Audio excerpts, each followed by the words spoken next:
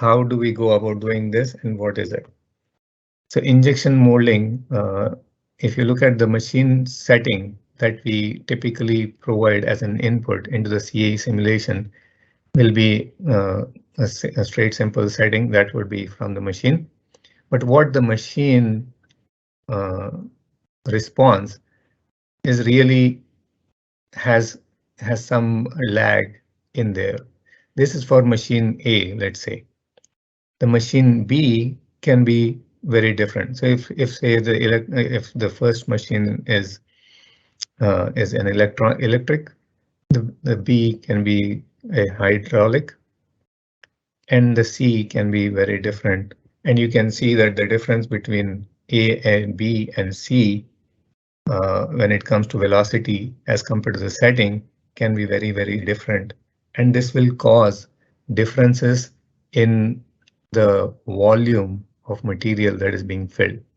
So if you take a point in time during the process, and if you look at the volume filled into the part or into the cavity, you can see that there is significant difference between these three machines. Now, note that everything is same in except the machine. The process is the same, the mold is the same, material is the same, design is the same, the operator is the same. So all other parameters are same except that the machine is different. And you can see that just by changing the machine, there can be significant differences in the final part or the production of the part, in the sense the warpage and the defects that it might bring in. So how do we uh, basically what are the sources of these potential sources of these gaps, and how do we overcome them?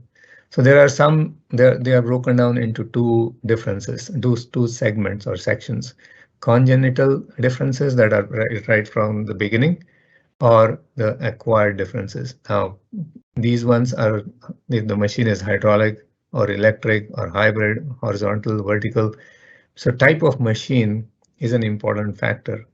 Brands of machine can be a significant one. A design concept, control unit, raw material. All these are variables that can play a significant role in the sources of gaps. The model of machine, similar company but different tonnage. If you put the same mold in different machines, you can expect the mold to behave differently.